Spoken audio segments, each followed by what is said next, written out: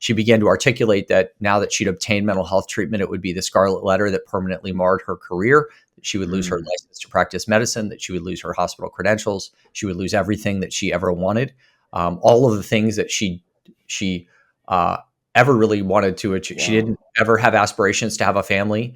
She'd hoped to be married one day, but she put all that off in for this career. She took her life on April 26, 2020, really articulating to us that everything had been basically taken from her and there was really nothing left. Hey everyone, welcome to this episode of the Intentional Leader Podcast. This is the podcast where you hear the real stories of people just like you who have become extraordinary leaders. You will learn valuable lessons from their lives, lessons that you can apply to become the best leader that you were created to be. When leaders are intentional, lives are changed. I'm your host, Sean Olson. I am an author, speaker, business owner, and obviously podcast host. Thank you for joining us on the Intentional Leader Podcast today. If you would help us out as we get rolling today by hitting that like button, that subscribe button, and leaving comments and make all the algorithms happy, that would make us happy too. Well, listeners, today is a special show. It's still about leadership. You're going to learn some incredible things about leadership from our guests today. But it's really a special show. We're really diving into the realm of mental health in leadership and how we can use that in a transformative way through healthcare and other industries. So, listeners, my guest today is Corey Feist. Corey is the co-founder and CEO of the Dr. Lorna Breen Foundation, and you're going to hear a lot about that foundation today. Corey, we are glad to have you on the Intentional Leader Podcast. Welcome. It's really wonderful being with you today, Sean. Thanks for creating space for this important conversation. Absolutely. My pleasure. So, Corey, you and I met a number of years ago. We've actually never met face-to-face in person, but we've had a number of virtual calls, and I've been tracking and following the Dr. Lorna Breen Foundation, and we'll look forward to hearing about that. But we start every show talking about the journey of our guests. So give us a little glimpse into Corey, the professional, and the early start of your journey, because I know you have some great leadership lessons there. Sure. I began my journey in healthcare leadership first as a healthcare attorney and went through a process at the University of Virginia Health System where I was increasingly exposed to operational and strategic issues to the point where I was inspired to get my MBA from the University of Virginia Darden School of Business, and ultimately became the chief executive officer of the University of Virginia Physicians Group that employs all the clinicians as well as many others to support the day-to-day operations behind what it takes to be a clinician in this busy environment. And that's where I found myself in 2020 when we created the Dr. Lorna Breen Heroes Foundation. So talk about that time working in that physician group. I know that you were really taking it from a different lens, right? You are not a medical doctor, but you understand healthcare and you have the JD in your background. So how did you begin to shape and lead to create a different culture in healthcare?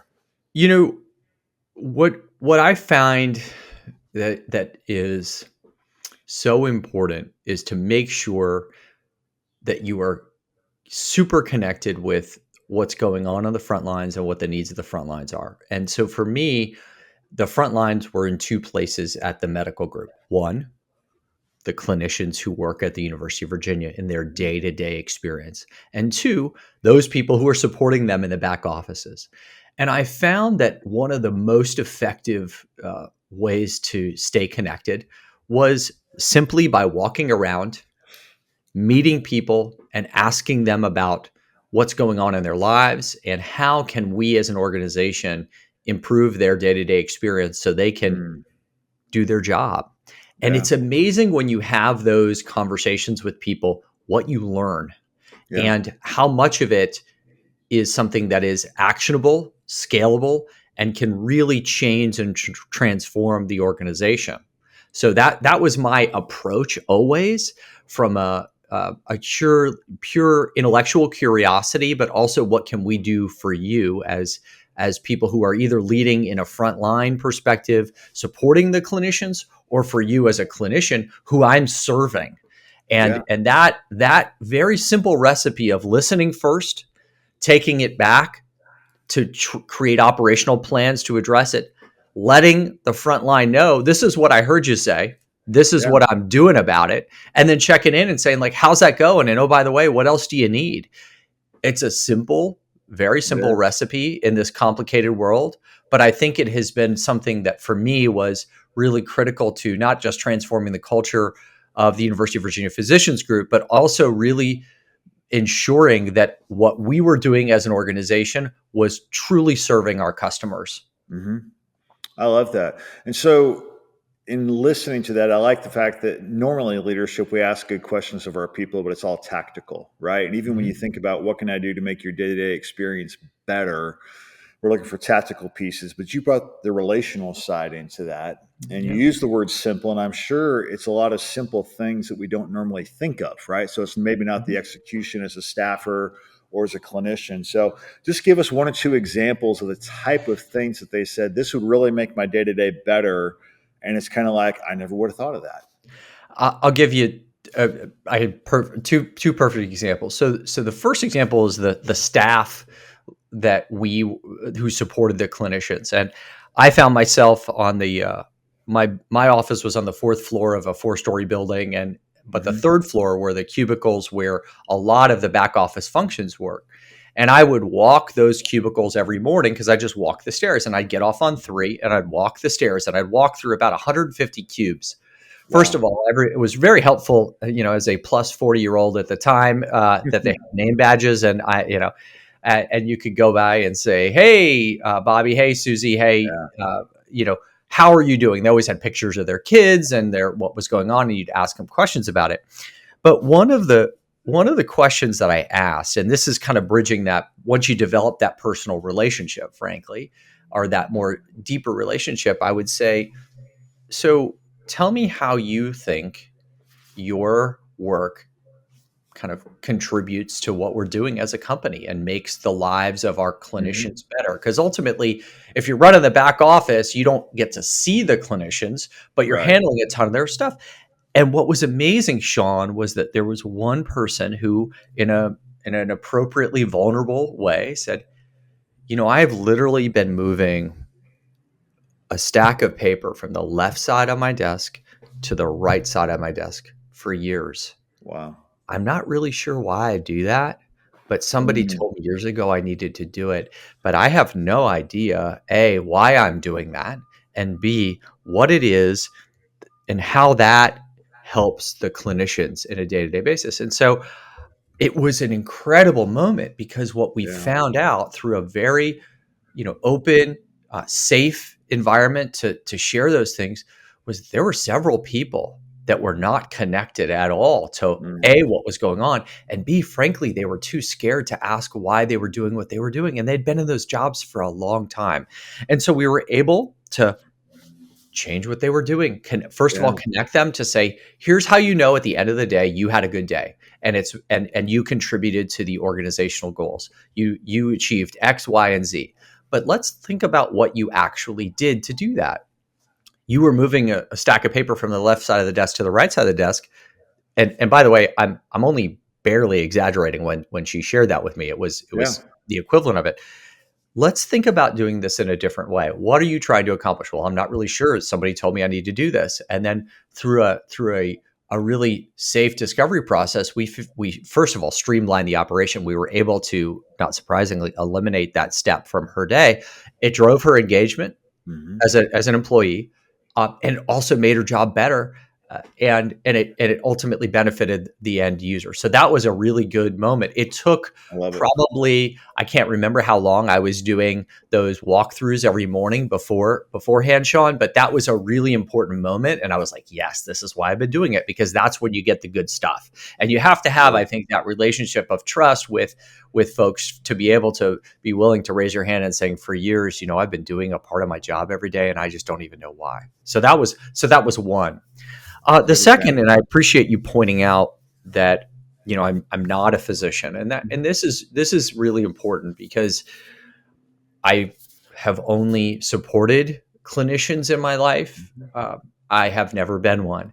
And so, as I was rising up through the leadership ranks at the University of Virginia, um, I was very intentional when I would get a new leadership position to go back and kind of reintroduce myself to Mhm. the key leaders, the key physician leaders, and ask them that simple question, which was, so now that I'm in this role, how can I help your day to day? And tell me more about what's going on, and what you're hearing from the front lines.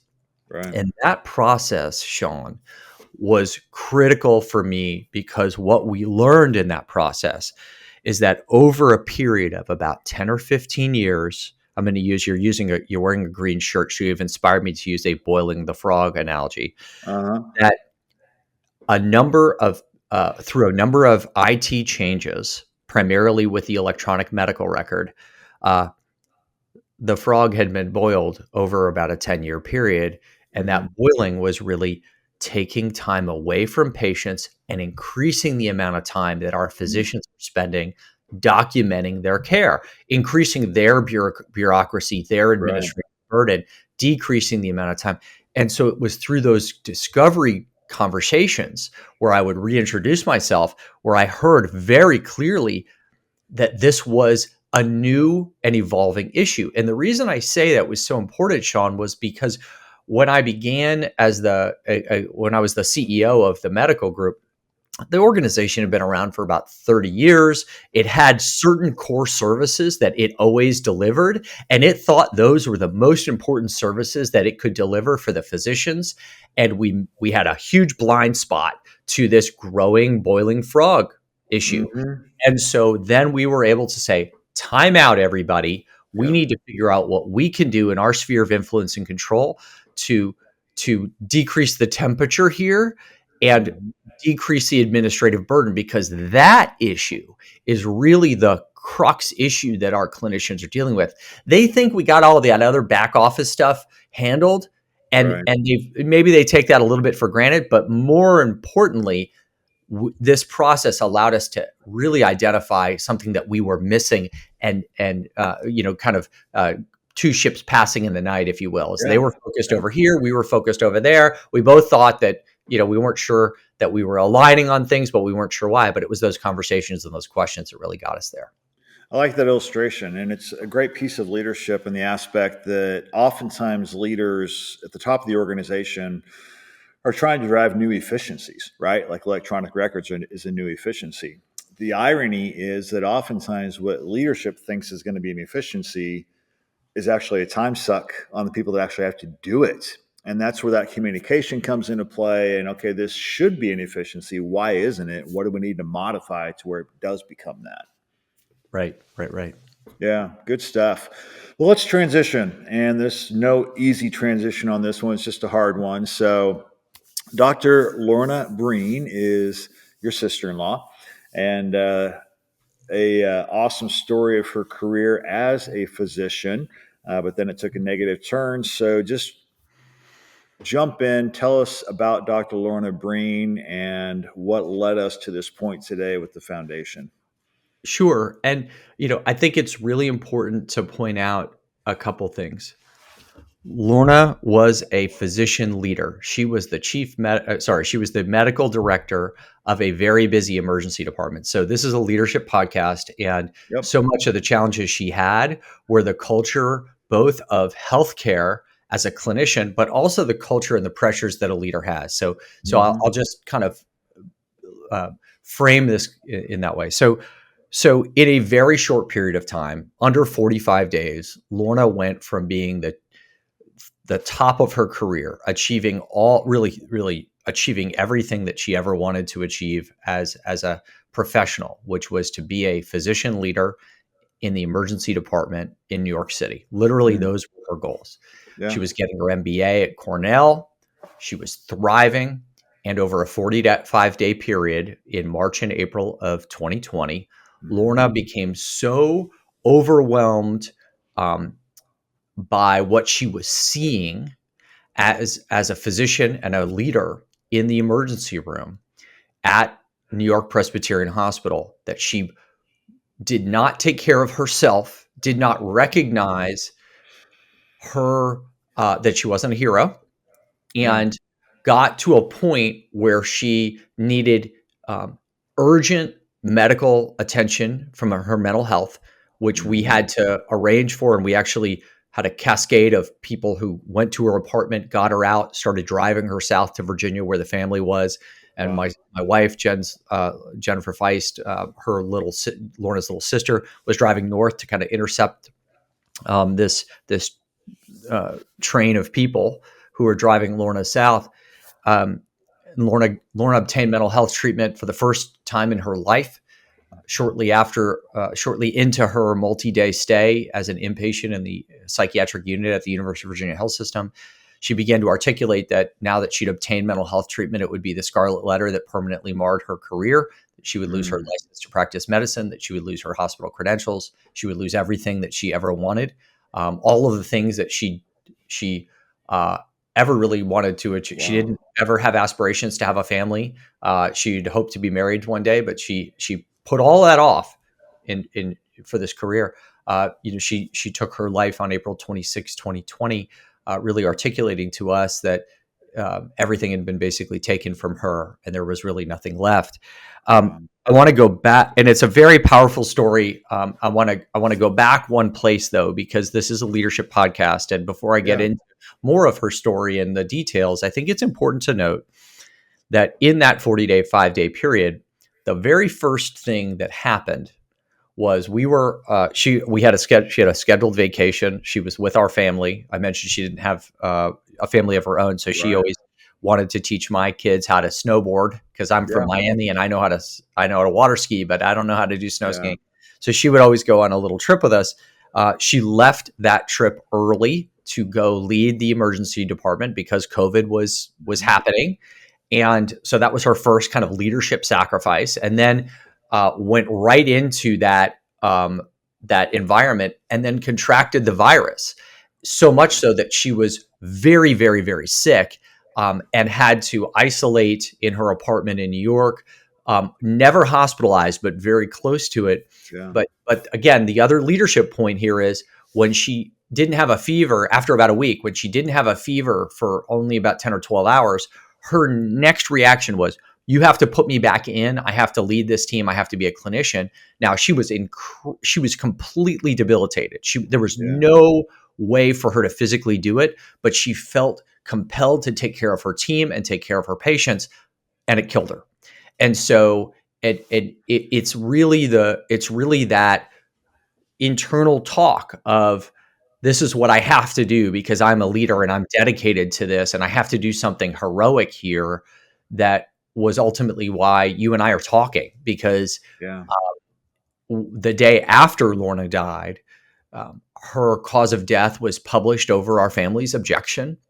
Mm. And um, once that genie was out of the bottle, that feedback loop that I was talking about Yeah. before all of a sudden came at me with the volume of a tsunami, where I was hearing from clinicians, family members, friends, patients from around the country, and even including those who I had worked with for many Mhm. years, who said, here's another hidden in plain sight issue, Feist.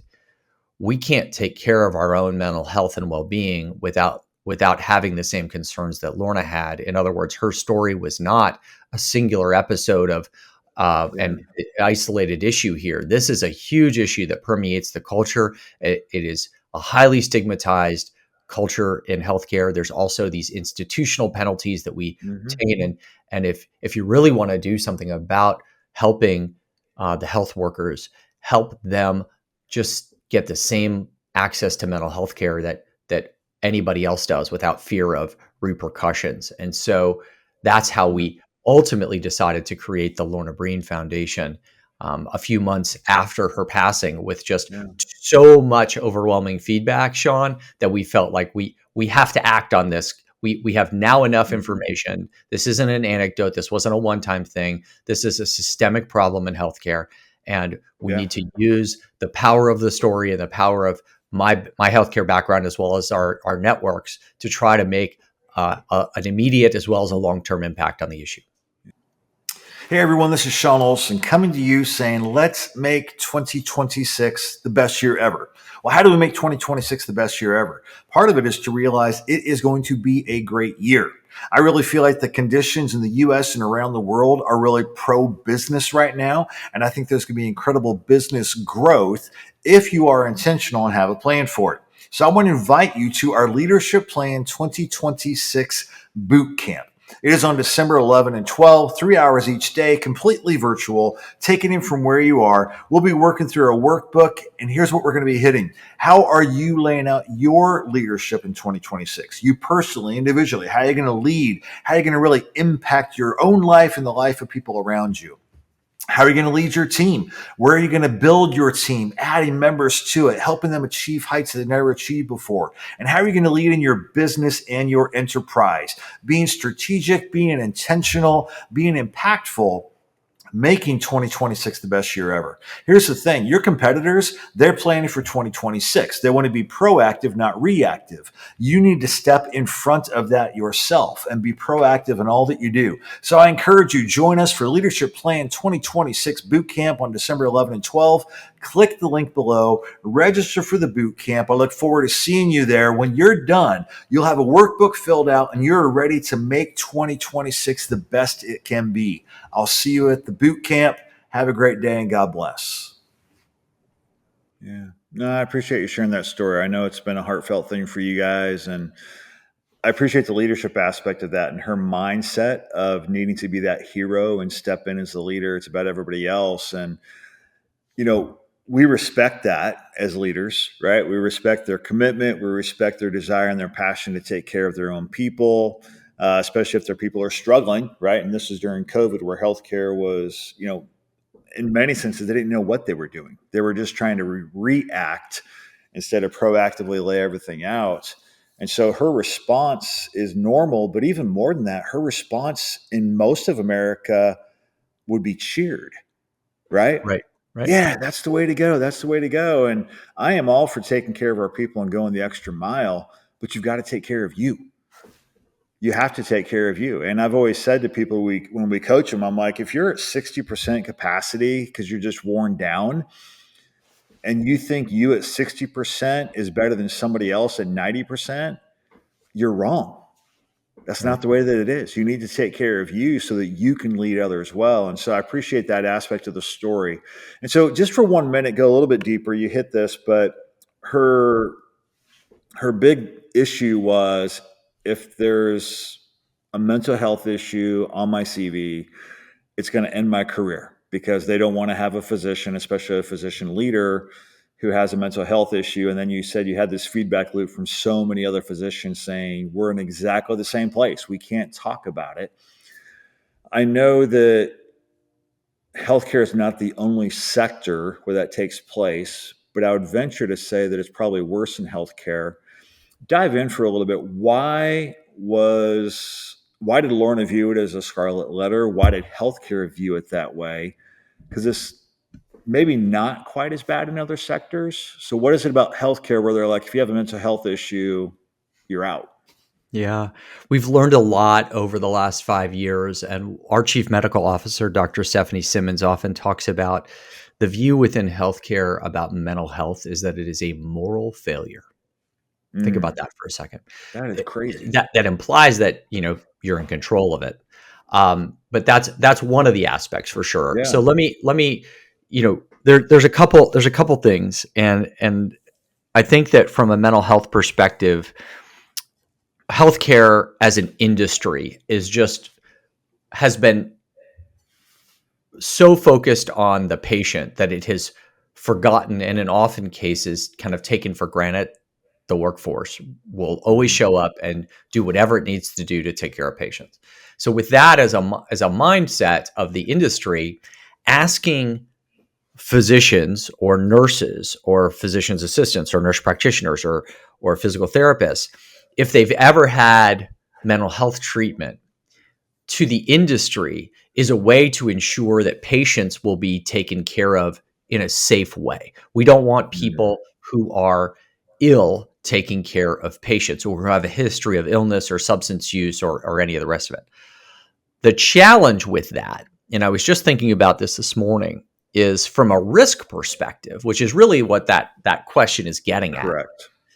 What it does is it's taking a needle in a haystack approach, which it is focusing on the needle Yeah. as the one isolated case where somebody might have um, be compromised whether physically or mentally. And what it's ignoring is the haystack of all of the people who just have very treatable mental health conditions like depression, anxiety, um, that when appropriately treated and managed, A, can be cured, and B, those individuals can be safe. But what it tells all of those people, the haystack, is you have to ignore these very treatable conditions or hide them. Hide them. And the risk, the greater risk actually to healthcare is that that's a bigger population than, the haystack is much greater than the needle in the haystack. And so I can't believe I've gone with a needle in the haystack analogy today, but it's It's all good. It's all it's going good. to work. It's working Yeah. for me, right? So we're going to keep Yeah. going with it. But it ignores the fact that that the message we continue to give to the health workers is it's others before self. And if you have any mental health condition, that even a treatable one, you have to ignore it. And that actually presents a greater risk to patients than Correct. that one isolated case, that one in a million isolated case. So what we've found in this, Sean, is that if you think about stigma for a second, you have the stigma that you tell yourself whatever about an issue. You have the cultural stigma that your community kind of talks about or feels. Then Mhm. you have institutionalized stigma. That's the way that these stigma are reinforced by our organizational structure. So if I take that issue in kind of reverse order, what we learned was that in Lorna's passing, her biggest concern was, I'm going to lose my license to practice medicine Yep. and I'm going to lose my hospital credentials to work at New York Presbyterian. Okay, so where's that coming from? What that's coming from is that most clinicians, particularly at the time that Lorna took her life, most clinicians in the United States, like almost all of them, were being asked questions when they went to apply to get a license to work in a state or to work in a hospital. They were being asked questions that all ask about their mental health past history of treatment or diagnosis. So, have you ever been to therapy? Have you ever been treated? Often, those questions were also clustered with other moral failing questions. Have you been convicted of a felony? Have you been convicted Mm. of pedophilia? So the message, just by the Right. simple order of the question, continues to reinforce that. So that institutional stigma is really what she was first worried about. And then the cultural stigma of what are my peers going to think about me? Yeah. So what we've been able to do as a foundation is respond to both of those. And I'd love to tell you a little bit more about how we've responded to those, Yeah. because what we now have learned is that is both of those are very solvable issues and Mhm. will prevent suicide, make patient care safer, and help the workforce stay in healthcare, which is ultimately Exactly. something that is people are leaving in droves, and we've had great success in it. Love to tell you a little bit more about that. Exactly. Well, and what I want to point out with this, thanks for sharing all that. For those of you that are leading other people, a phrase that we've always used is you need to know your people well enough to know when something's off, right? So it's that relationship side. So I can tell Corey, hey, you walked in today. What's going on, my friend? You're not all there. But in that relationship, then they also have to have the trust and the freedom to be able to share for their benefit, for our benefit, for the company's benefit without retribution. And that's what you're saying is the retribution was written into it, seemingly or real, it was in there. And so for those of you listening, as you're leading your people, you want them to share how they're actually doing. Use the word in there, you didn't use this word, I'll use this word. Uh-huh. When we have those types of systems, it creates liars. We lie about it, That's right. which is worse because then we're not getting where we need to be. And so I appreciate that. So that story then, that premise is what drove the Dr. Lorna Breen Foundation. And you and I have already shared some of the work that you guys have done, but you really went after that realm of licensure and how you can really impact that. So talk about what you did and the monstrous numerical impact on that. Sure. We have made great success, albeit we have a long way to go. But it is so. If I take these issues and I say healthcare professionals who are licensed, doctors, nurses, physicians, assistants, nurse practitioners, physical therapists, pharmacists, veterinarians, Mm-hmm. dentists, have to navigate a minefield of the same type of question, which I've already just described to you. And that minefield is they apply for a state license, then they apply to go work at a hospital, then they apply to get malpractice coverage, then they apply to get paid by insurance companies for their Mm-hmm. work. In all of those domains, they are often asked the same or similar set of questions. So, what we did with our national coalition, which is called All In Wellbeing First for Healthcare, which it now represents over almost 8 million health workers through a membership of about 37 of the largest national professional associations in healthcare.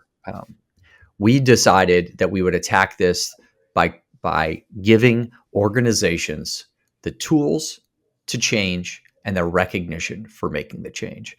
We call it the All In Champions Challenge for licensing and credentialing, and it is completely free for those who are interested in participating. But what we do is when someone expresses an interest through our website at drlornabreen.org, they download our free toolkit where they can just do a self audit, look at what we're asking on these applications, and let's look at best practices and then make those changes. They then submit those revisions to us, and we have outside legal counsel as well as internal paralegal who does a thorough analysis to make sure, yes, in fact, you've made all the correct Yeah. changes. And in some cases, Sean, this is changing a word from a may to removing the word may, like, and Mm-hmm. moving the lack of clarity of these questions to, Right. have you ever gone to mental health treatment, to are you currently impaired? That's the issue that people are Mm-hmm. really getting at, but they're not asking. So let's Right. move questions to current impairment. We then award them a badge, and that badge serves in two purposes. One is to recognize those organizations for doing the right thing, but Yeah. actually, more importantly, it serves as a communication vehicle and a source of truth for our health workforce to be able to go to our website, look at these maps of the country, look at the states where the licensing changes have occurred, look at the hospitals where we've awarded the badge and the health systems where we've awarded the badge in their state, and say, this is a place that I'm not going to get asked about my mental health history. When we began this work, there were 17 states for medical licensing, unfortunately, including New York. And I say unfortunately because that was there was never a real concern that Lorna should have had that her license would be revoked or Correct. acted upon, because New York State has never asked a question about prior mental health Mm. treatment diagnosis. It's not even on the application. So I can't say the same thing about her hospital, but I can say the same thing about her Yeah. license. So we began with 17 states for medical licensing, and I need to shout out the Federation of State Licensing Boards and the Federation of State Physician Health Programs, who helped to get the country to a point where 17 states had changed their questions. But then we now, as we sit here today with you, we have 40 state medical licensing Wow. boards. We have 8 pharmacy boards, 6 nursing boards, 5 pharmacy boards, and almost 2,000 hospital systems or organizations, such that cumulatively 2 million health workers in the United States are working in a system or they're working under a license where they're no longer asked questions about their prior mental health treatment and diagnosis, and can simply get the same care without repercussion uh, that their patients, Yeah. So, That's so fantastic. it's been a real journey, and Yeah. it's been one, Sean, that I've seen this great uptick. And I'll just say this one thing though: Remember Lorna's story. She was convinced she was going to lose her license. She was wrong about that. She was convinced she was going to move her credentials. I can't say that she was right or wrong about that. We've not seen the questions at New York Presbyterian still to this day. But what I can say is that if we um, don't let the workforce know what these new rules are, if we Hmm. don't educate the workforce, they never have a chance to make a different decision. And unfortunately, Lorna's decision was a permanent one. But Yeah. often that decision is a slowly protracted decision, which is I'm not going to take care of myself. And a very treatable thing becomes untreatable.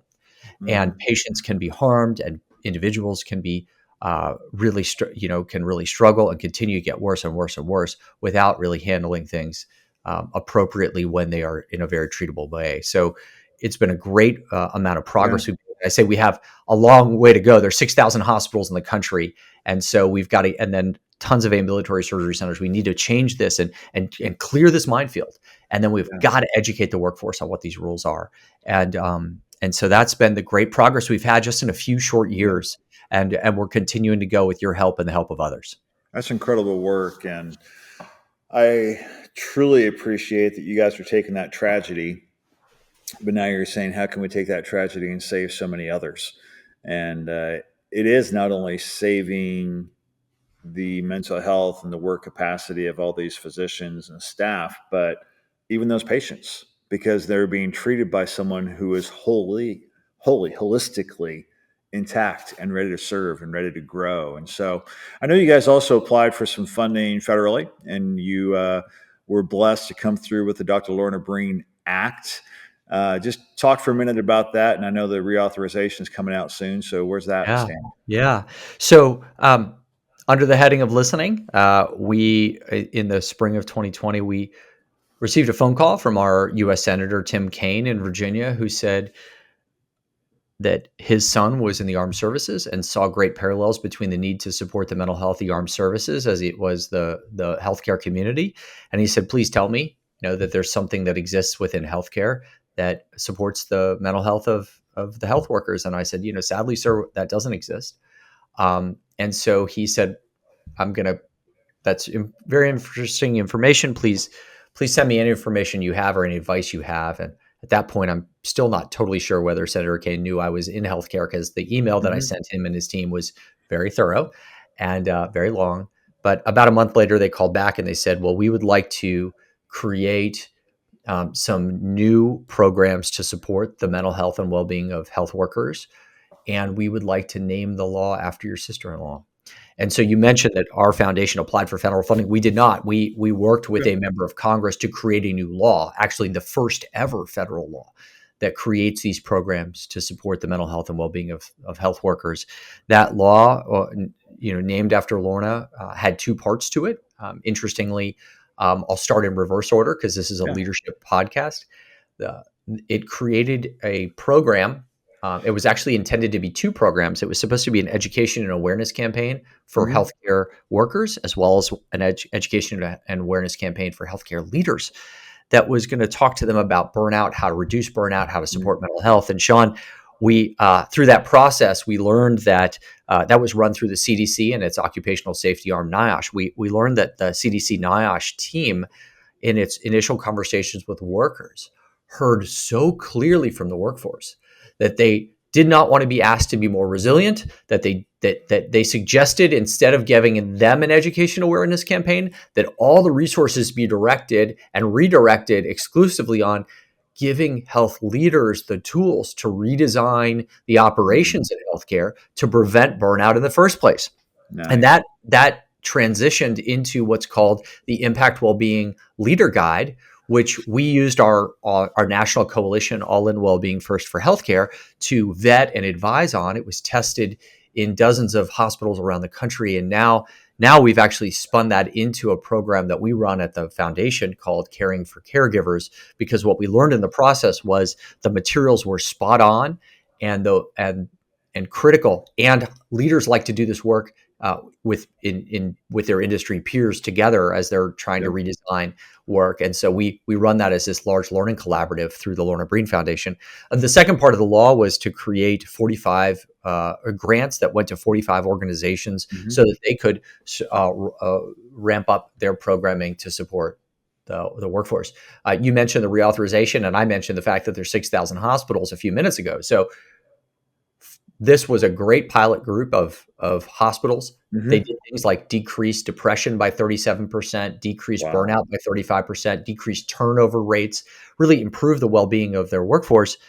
And the law, by its natural terms, sunsetted about a year ago. And we have been in the process now for the last 18 months of working with members of Congress to extend it for 5 more years, really looking at addressing getting these grants focused on the root cause of the issues and really scaling them. It's got great bipartisan support Good. from both the House and the Senate, and has over 75 healthcare associations that have endorsed it. Wow. It still is kind of the singular piece of legislation out there that is supporting health worker well-being, and we really would love anybody's willingness to reach out to members of Congress in this very divided time to say, please extend this law for 5 years. Please fund this law while you're extending it. They can find all that information out at drlornabreen.org. And it's amazing. Last year, we generated over 7,500 messages to Congress through our action alert that you can get through the website. And many of the messages that came back to us were just incredibly, Yeah. a really good reminder of why we do this work, because healthcare workers are struggling out there and they need as Mhm. much help as we can possibly give them. Absolutely. So you Yeah. just gave a great answer to a question I was going to ask. I was going to ask, how can people who are not in healthcare come alongside the foundation? And that's a great way right there, by reaching out to Yeah. their congressmen, their senators on behalf of the organization. And you can go to drlornabreen.org for that. Uh, but for the healthcare listeners who are unsure if their health system, their hospital has any of this certifications through the Dr. Lorna Breen Foundation stuff, what can a healthcare worker do to check and to plug into you guys to see Yeah. how they can maybe bring you into their hospital? Absolutely. We'd love to work with any and all. And we've got, like I said, a ton of material that is at no Mhm. cost to organizations because we received a grant to create it all. Um, if you want to see where your organization is, and if they've received the badge or not, drlornabreen.org/remove barriers, all one word, remove barriers, is actually the subpage. But if you just go to drlornabreen.org and you look at the take action drop down menu, it's one of the very Mhm. first things there. And these are interactive maps. We update them 3 times a year. So as soon as we publish them, they're out of date because we have Yeah. so many people applying. But Yeah. that's a great place to start. And if you're interested in moving this work forward, and it's critical in your organization to have somebody within inside the organization say, you know what, I care about this and I want to do it.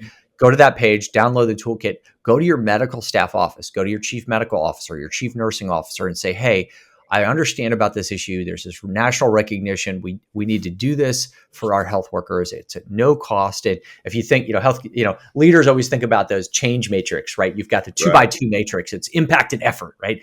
Right. This is the low effort, high impact quadrant everybody wants to be in, right? Yep. Because it really can be done in about a 48-hour period of time. We've seen it done that way. That's not just a made up Wow. number.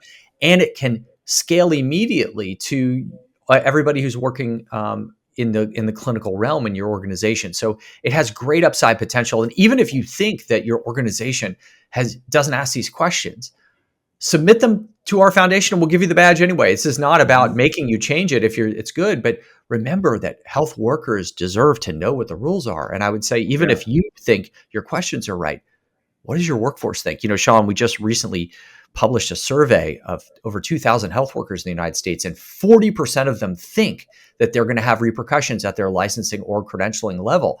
And so that's almost half of the workforce It thinks is. this. Whether they're right or not is a different question. We've Right. got to fix it if they're right about it. We got to fix it and educate it. If they're wrong about it, we got to educate them. So it's Yep. critically important we do this. And by staying focused through this work, we really think that we can remove this institutionalized stigma for health workers, so that just as their patients get mental health access, so too can they, without repercussion. Absolutely. That's fantastic. And listeners will have in the show notes for the program today those links so you can tap into that and continue to drive forward this effort to bring mental health and really clarity, education, and sustainability long term across the Yeah. board. That is awesome. Well, Corey, we finish every episode with the same question. It is a quick tip question. What is something our listeners can intentionally do today to be a more effective leader? Listen first. So all about, I'm a lawyer, so I get paid by the word and the semicolon. But the most important thing you can do is you can listen, because the gold is out there, right? What you should be doing as a leader is all there if you ask the right question and say, what is it that's getting between you and your job being done, to the best of your ability. And often people sit on these issues and they don't talk about it. It's that great example of that woman who was moving a pile of paper from her left side of her desk to her right side of her desk for years, and she was too scared to ask the question. By asking these questions and listening without judgment, Yeah. and you you improve the psychological safety in the organization. You also improve your operations and your effectiveness. You drive engagement. It really is in my opinion, it's simple and it's very effective. And people appreciate the opportunity to share with leaders their observations, and that'd be my number one tip. Absolutely. Great tip. Well, Corey, it's been great to have you on here today. Thank you for being real and vulnerable and sharing the story of Lorna. And I hope that you guys continue to move things forward and impact the other 4,000 hospitals and health systems and just drive healthcare in a new direction. Thanks for being on the Intentional Leader podcast. It's been a pleasure, Sean. Thanks for having me. Thank you. Thank you for tuning in to this episode of the Intentional Leader Podcast presented by Reenergize Professional Coaching.